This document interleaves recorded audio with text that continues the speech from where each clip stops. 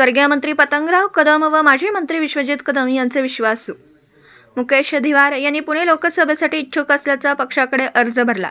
त्यांना लोकसभेची उमेदवारी मिळण्याची दाट शक्यता असून सामाजिक कार्यात त्यांचा हातखंडा आहे।